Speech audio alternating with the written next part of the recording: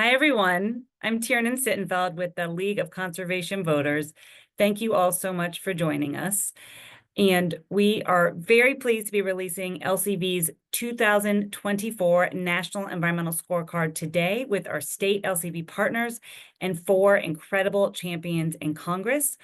Over the course of the next little while, we're going to hear from the Senate Environment and Public Works Committee ranking member, Sheldon Whitehouse from Rhode Island, who is a tireless leader for climate action, for democracy, and so much more, and earned a perfect 100% in 2024.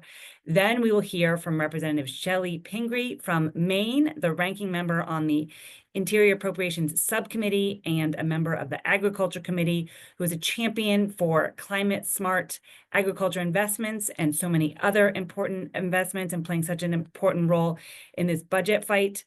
And then we are also excited to be hearing from Representative Andrea Salinas from Oregon, who is a member of the Agriculture Committee as well, and also is on the Science Committee and is a leader on the Congressional Hispanic Caucus and has both a perfect LCV lifetime score in 2024 and the lifetime of 100%. We will hear from our Vice President for Federal Policy, Matthew Davis, who will share scorecard highlights and lowlights.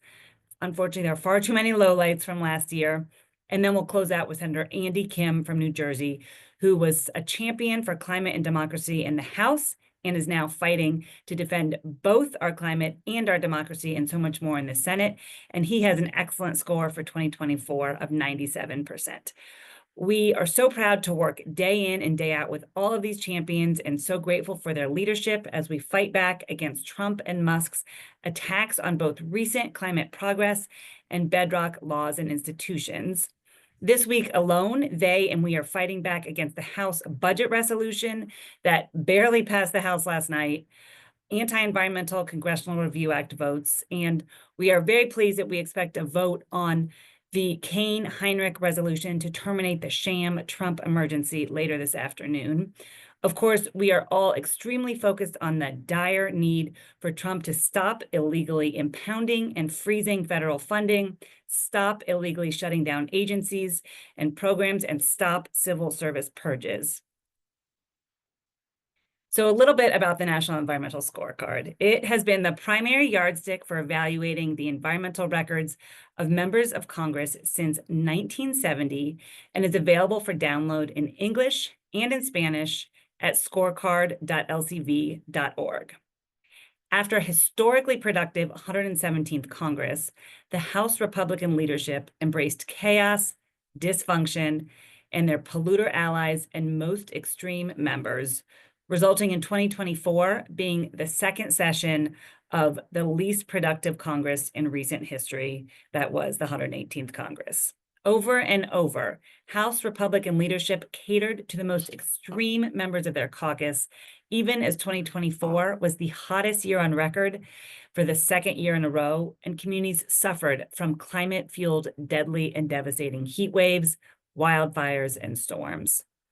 While there are relatively few Senate votes in the 2024 scorecard, a bright spot in the then Democratic-led Senate was the confirmation of so many well-qualified federal judges who reflect a diversity of backgrounds and professional experiences and who will provide long-term value and leadership for our country. The 2024 scorecard includes 8 votes in the Senate and 33 votes in the House. The volume of House votes speaks once again to the House Republican leadership's combination of chaos and kowtowing to their corporate polluter allies. Once again, the 2024 scorecard includes a section highlighting the leadership and high scores of many members of the Congressional Asian Pacific American Caucus, Congressional Black Caucus, and Congressional Hispanic Caucus. Thank you again to all of our congressional champions, and I am so pleased to turn it to our first one. I believe that we have Congresswoman Pingree, who is such an incredible leader from the great state of Maine, on the line. Congresswoman, are you there?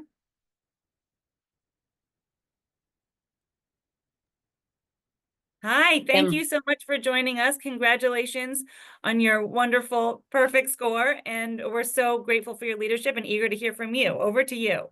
Great. Well, thank you so much for doing this. deep appreciation for LCV, for all you do for myself and my colleagues, and all I know you will continue to do as we enter the next couple of years of a really perilous journey, with a big goal, of course, of winning back the House so that we have a way to stop this outrageous administration. I'm so honored to work on climate change and environmental issues. I also serve as the ranking member of the Interior and Environment Subcommittee on Appropriations. So we fund the EPA, we fund the Department of Interior, and we are often the ones who have to fight back on this ridiculous defunding of climate change. You know, just a couple of things to highlight that have already been done, as you know, and you're talking about. 400 EPA employees are already gone, and we're expecting even deeper purges. The probationary tactic that they're using, those are the people who are just, recently hired, but it could also be somebody who just got a promotion. So these are vital positions that need to be filled. Often they've gone empty for a while, and we've been unable to do the work of government. Of course, President Trump pulled us out of the Paris Agreement. That takes away our negotiating abilities with countries around the world. They've got an executive order ramping up oil and gas production at a time when we needed to be investing in renewable energy. So we'll certainly be fighting with the Secretary of Interior over that in the coming weeks on our committee. They've put a pause on the EV mandate from the Biden administration. We were scheduled to have half of all cars electric by 2030, and they've revoked that. They've delayed funding on the $3 billion for infrastructure, the NEVI program, which was so essential to states, and particularly states like Maine, that have been working hard to get electric chargers throughout rural communities and throughout our state. I saw just yesterday they made GSA pull the plug on all the EV chargers at federal buildings. That's 8,000 chargers. I mean, that's not only mean and misguided and goes against climate change, but it's money we've already invested. And to pull the plug on those, perfectly good chargers that are sitting there when federal employees could be using them, our fleets could be using them. As you know, the list goes on and on. I also serve on agriculture, and we're funding over the climate smart agriculture funding. That's been a big contentious item in the Farm Bill, but it will also be money that they're going to try to take back using impoundment. That's money that's going to our farmers all over the country to use climate smart practices in agriculture. And we know they're going to be making deeper cuts. And after last night's reconciliation vote, we see incredible harm coming our way, not just to environmental programs, but to public health, to hunger programs. And I know we're going to have deeper cuts in farm country. So we got our fight cut out for us. We are so grateful for the people fighting on the outside. Obviously, we don't do this alone, and we need those activists who are getting so active to keep being active and to keep making the case every day for how this is hitting our home states, our rural communities, and our citizens. So thanks for the great work you're doing. Really glad to say a few words today. Representative Pingree, thank you so much for your tireless leadership on the Appropriations Committee, on the Agriculture Committee. We are with you at every step, certainly so focused on protecting those climate smart agriculture investments that you and others worked so hard for and that have been so effective. So we will absolutely carry on the fight. We're with you at every step. The budget resolution was clearly barely passed, and we're going to continue to fight that at every step. But we are so grateful for your leadership and eager to continue our work together. And I believe we have likely been joined by Senator Whitehouse now. Do we have Senator Whitehouse? Okay, if we don't have Senator Whitehouse, we are going to jump to our Vice President for Federal Policy, Matthew Davis, who will begin to run through the scorecard. But we also know that our members of Congress who are joining us have tight schedules and are juggling a lot. So we'll probably, Matthew, I'll just jump in if we're joined by Senator Whitehouse, and then we can continue your remarks after him, or perhaps after him and Representative Salinas. Sound good? Sounds fantastic. Thank you so much. Over to you, Matthew. And for Senator Whitehouse's staff, just maybe have him come on camera, and we'll get him ready to go once he appears. Thanks, Matthew. Thanks so much, Tiernan, and thank you, Representative Pingree, for joining us today. We appreciate your time and all the energy and leadership that you're providing in Congress on so many important issues. My name is Matthew Davis, and I'm Vice President of Federal Policy here at LCV.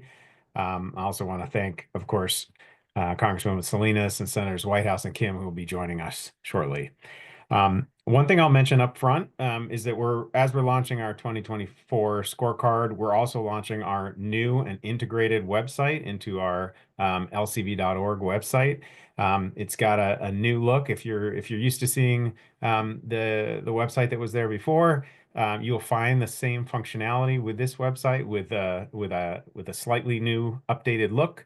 There's also a few additional functionalities that I hope you'll find helpful. So as you're writing stories across the year for the reporters on the line, encourage you to come to the website, visit the website and dig around in the data. Hey, Matthew, before we go further into that, and yes, we are very excited about that. I think we've been joined by Representative Salinas, so I think we're going to go ahead if she is ready to join us. Fantastic. Representative Salinas, welcome. Thank you so much for your tireless leadership on the Agriculture Committee, the Science Committee, on the Congressional Hispanic Caucus.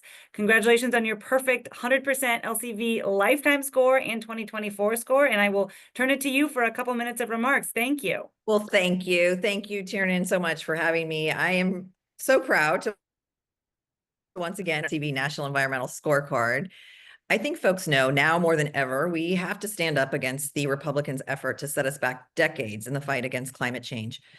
President Trump wants to, quote, unleash American energy dominance with the tried and failed drill, baby, drill approach that ignores the realities of climate change, and it ignores the economic reality that renewables are not only good for the planet, they're also the cheapest source of energy. Meanwhile, Republicans in Congress want us to focus on rolling back energy efficiency standards for household appliances, standards which would actually reduce energy consumption and save consumers money, instead of engaging on the forward-thinking energy and environmental policies that you all put forward. They also want to use climate disasters like wildfires to justify rolling back bedrock environmental protections and pave the way for unrestrained exploitation of our natural resources. There are smart ways to expand our electric grid and manage our forests, build more housing, and deploy new technologies. And then there's the Republican way. We are going to see more and more attacks over the next 4 years, and we all need to work closer than ever to defend our environment. So I'm continuing to work on the House Ag Committee to pass a farm bill that protects investments in conservation and climate smart agriculture. I'm really proud to be the ranking member on the Forestry and Horticulture Subcommittee, where I want to continue to do the good work of finding that nexus where we can protect our forests and move our climate forward, make sure that wildfires are addressed. Our caucus is also using every bit of leverage we have to push back on Republicans' efforts to claw back critical environment and clean energy investments that we made under the Biden administration to pay for tax breaks for billionaires and corporations. This is not the direction we should be going. LCV Scorecard is a critical tool to hold my colleagues and myself accountable to our constituents, ensuring we don't lose track of the bigger picture for our environment and climate as we address the day-to-day challenges facing Americans.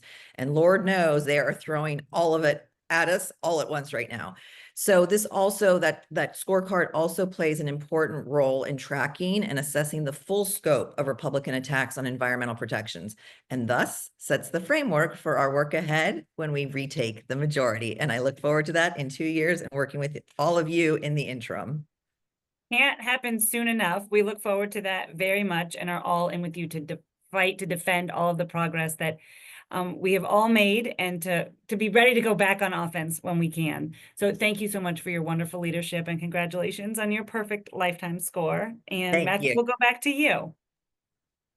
Great, thanks so much. And thank you so much, Congresswoman Salinas, for joining us today and keeping up the fight.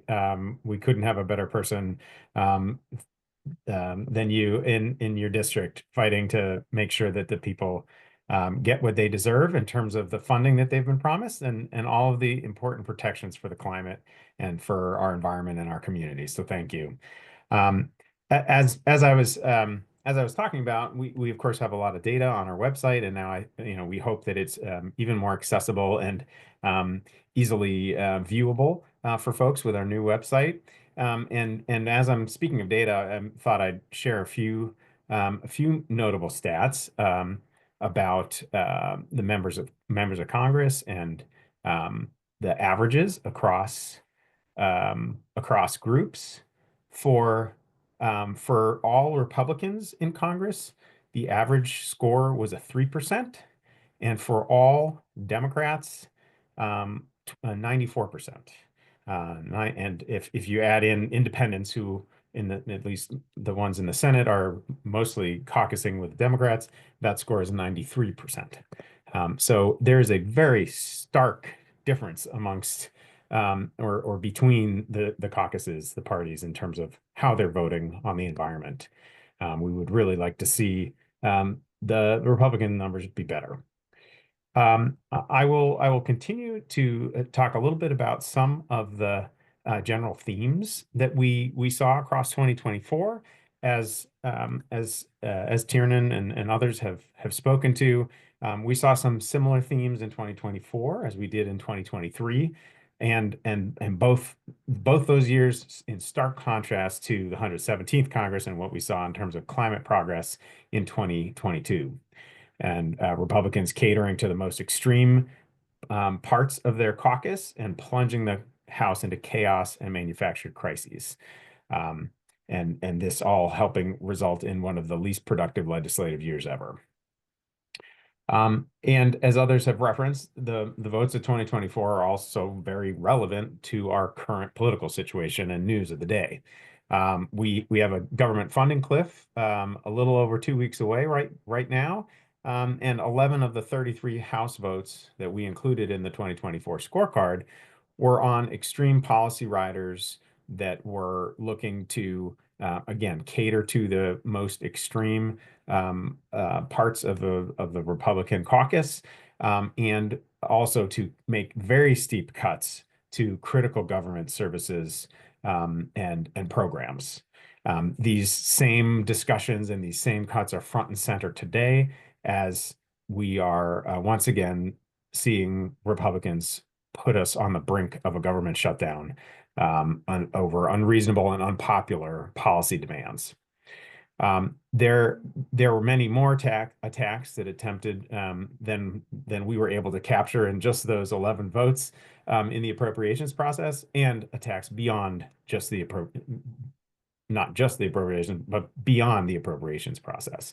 And some of those appropriations bills, as we flagged, and many of you would remember, were pulled from floor consideration because they could not even garner enough support within the Republican Party because they were so extreme in terms of the cuts and in terms of the radical policies that they were pushing. We see, too, that there are a variety of other attacks on key environmental, democracy, and equity programs, rules, and statutes. All of those 33 votes were what we would consider anti-environmental votes, meaning we were recommending to members of Congress that they vote no on each and every one of those pieces of legislation, whether it's bills, resolutions, or amendments. And it really did read like an oil and gas executive's wish list. Things like decreasing the royalty rate on public lands, opening up new areas of public lands to drilling, to leasing and drilling, removing oversight over the review of export applications for liquefied methane gas, among other policies. We also included one vote in the House that was a Congressional Review Act resolution, which attempted to block administrative action on reducing air pollution from cars. And there were a number of other bills along the same line, but not using the Congressional Review Act, that sought to similarly delay or eliminate environmental and community and consumer and worker safeguards. I will pause here to see if we have not been joined yet by Senator Sheldon Whitehouse, so I will continue to talk about some of the Senate votes.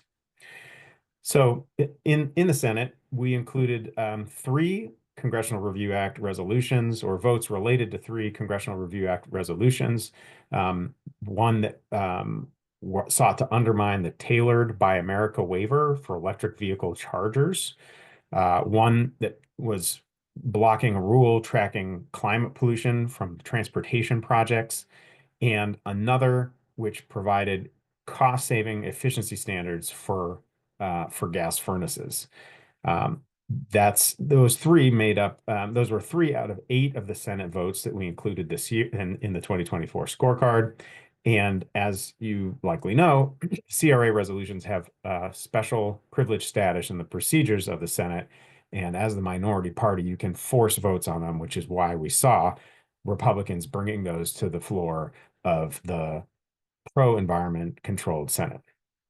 In contrast to the House chaos and messaging votes, as Tiernan referenced, Senate Democratic leadership kept a brisk pace of approving lifetime judicial nominations, approving 70 of those across 2024 and adding to the bench qualified historic group of people who both are diverse in their personal backgrounds and their professional backgrounds and experiences.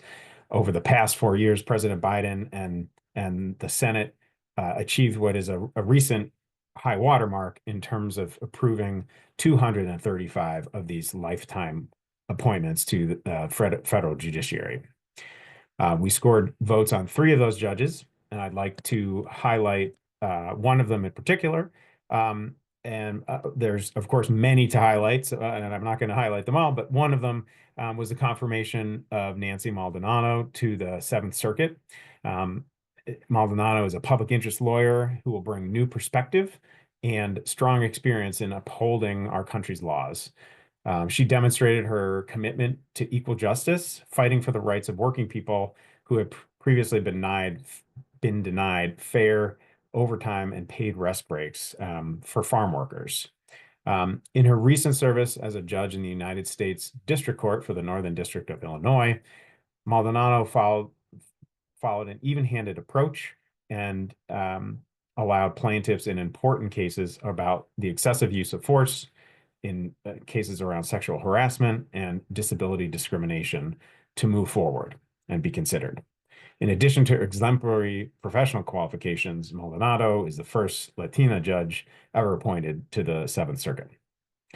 I will pause there again and see if there doesn't look like Senator Whitehouse is yet available.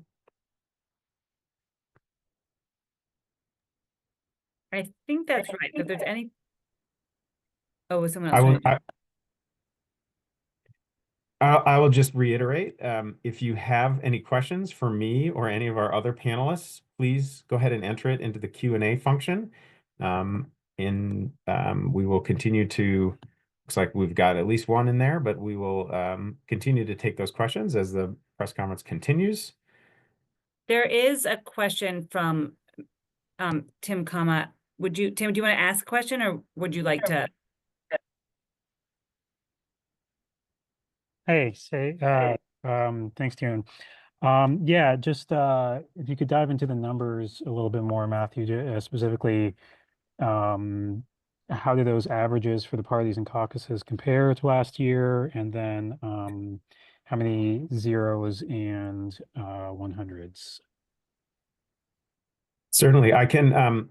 I'm going to take the second part of your question first because I have those right at hand, and it may take me a minute to get the other numbers.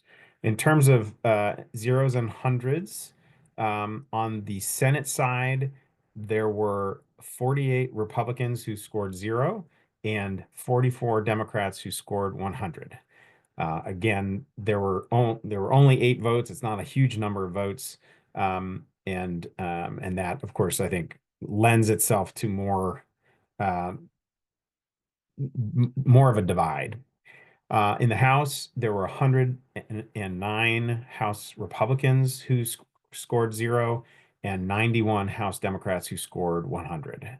Again, House side, there were 33 votes, a lot more opportunities to vote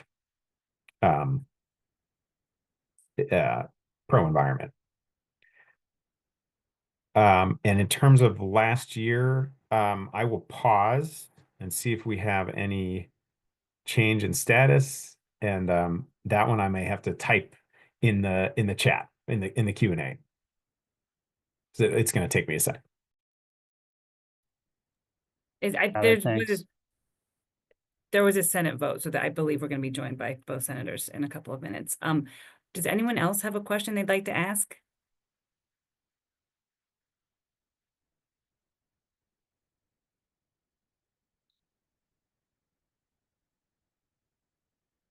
Great. Well, I think we will. Matthew and I are rarely at a loss for words, and I wouldn't say that's the case now, but I think we will also give people a chance. I know we shared the we shared the link for the scorecard. If people would like to check it out, or if that prompts any other questions that anyone would like to ask. And I think again, we think we're going to be joined by Senator Whitehouse and then Senator Kim in just a minute or so.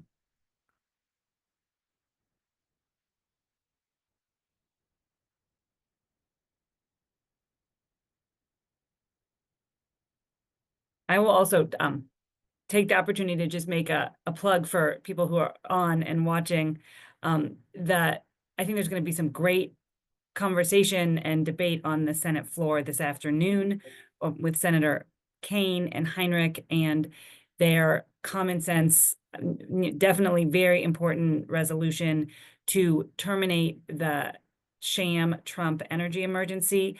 I believe that they actually might be even having senators start that debate. I think Senators Heinrich and Kaine may be going actually even right around now. And then we think there's going to be a number of senators on the floor over the course of the afternoon.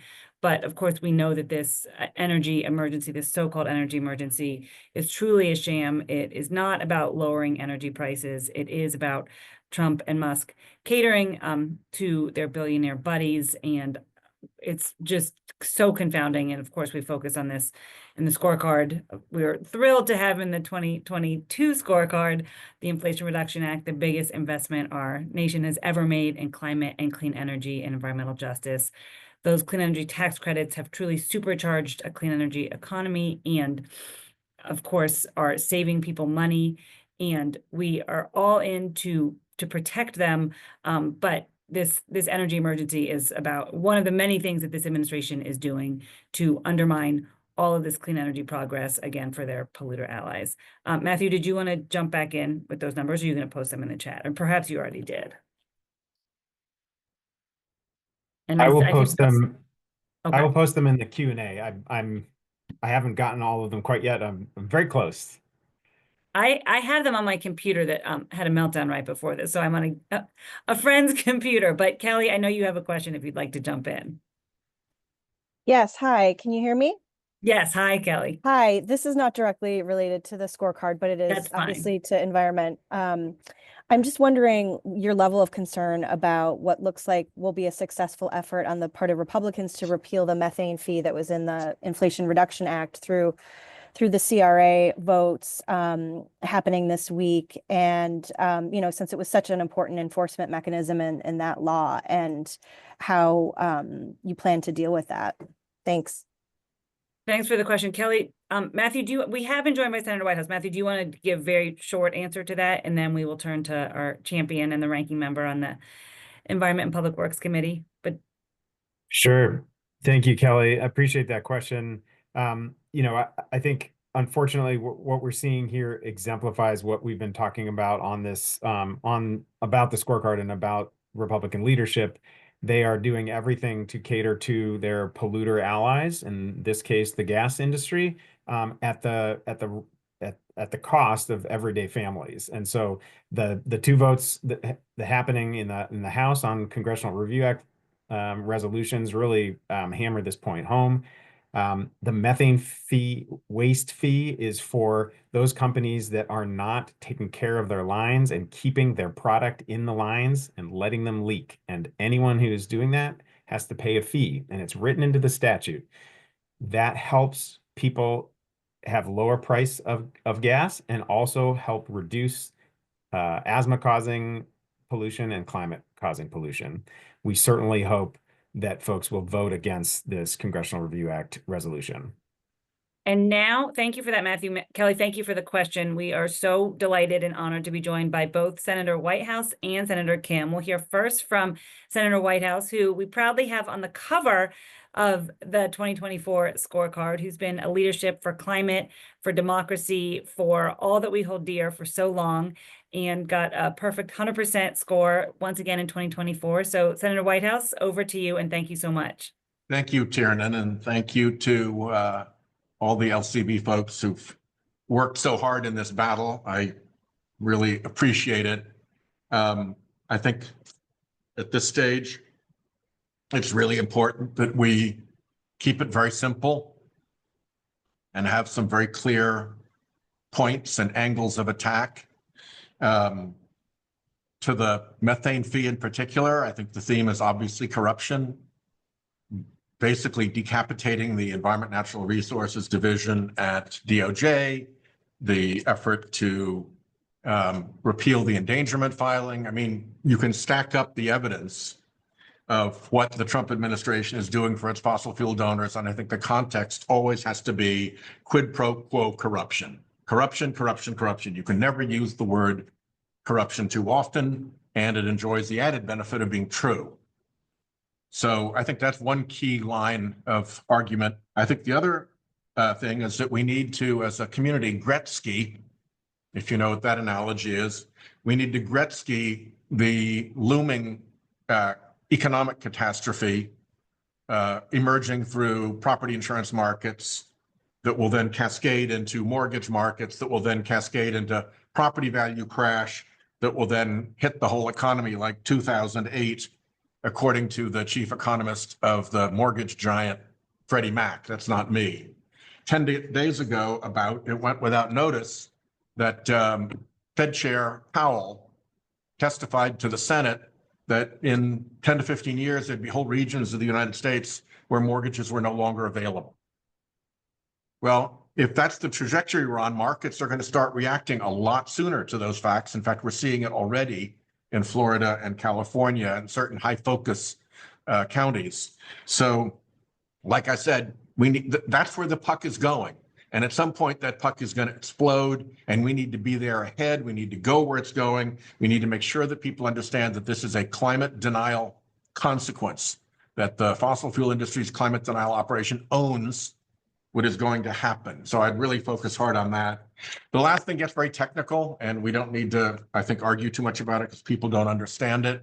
But we need to work very hard to make sure that the carbon border adjustment mechanism that the EU has adopted and the UK is joining stands up. So in international conversations, this is like our last hope to have the price on carbon that is the only way to head off a real climate catastrophe. So we need to be thinking about how best to make sure that the EU stands up to that, to encourage when Trump comes after Canada on tariffs, that they use the CBAM, joining the CBAM as a countermeasure to the extent that they go after the EU, that the EU amps up and accelerates the CBAM as its countermeasure. Ditto the UK, and it would be nice if Claudia Sheinbaum down in Mexico would sign on to the same thing and really have us surrounded. So there's a big opportunity there, but it's much more of a policy and strategy opportunity as opposed to a public comment and argument opportunity.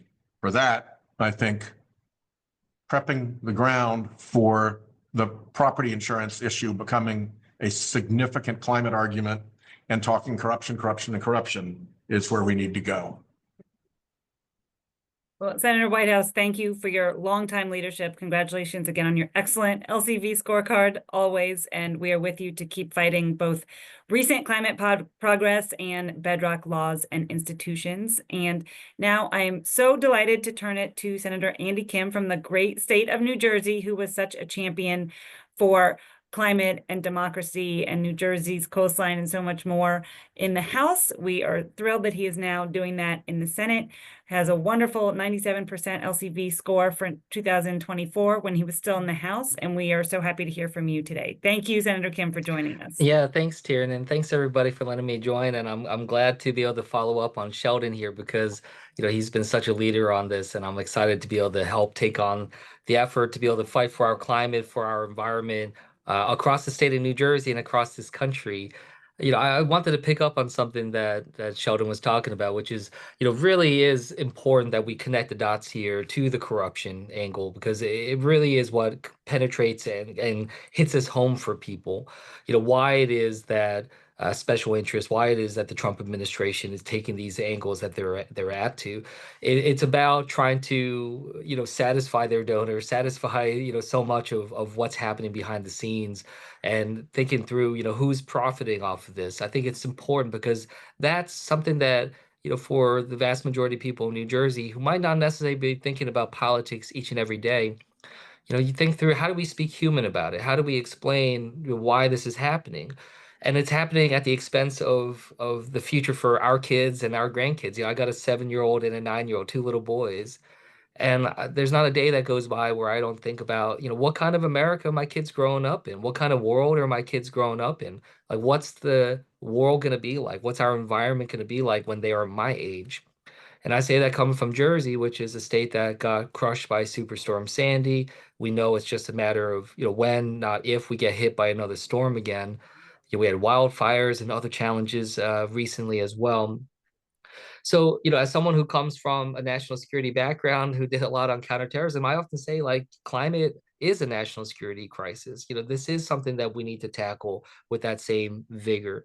And I've really found that, our ability to be able to cut through some of the, sort of the partisanship, cut through some of the, the language of our politics is what helps us. When we talk about corruption, or when we talk about, for instance, like along the Jersey Shore, an area that, President Trump had strong support from, but he also, what we also know is that that's a community that's really struggling day to day when it comes to flooding and other types of climate and environmental challenges, and our ability to engage. We were able to break through, when it came to what we did on the infrastructure law, the Inflation Reduction Act, in some ways that we need to continue to push on, and, be able to show that us taking on the cause, be able to make sure that we have the kind of clean energy that we need, that's not just good for our environment, good for our communities, but it's also good for our economy. We want to be driving the innovation of the future. So I just share that with you because a lot of you understand this as well. But I really, as Tiernan said, in the House, I represented a district Trump won twice.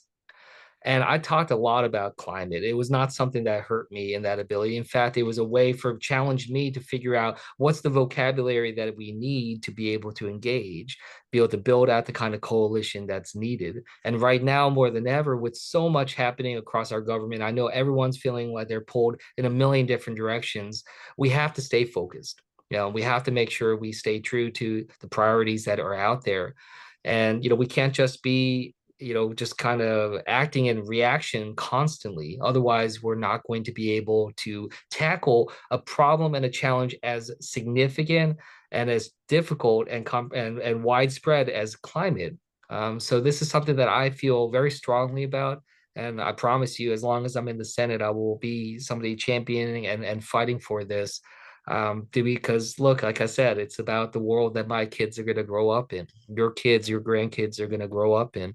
And this is just such a pivotal moment. So thank you to LCV. Thank you, Tiernan, and everybody for everything that you're doing in helping make sure that people here in Congress and around the country are paying attention to this and making sure that we're mobilizing what we need to. So I appreciate it. And I'm right there with you.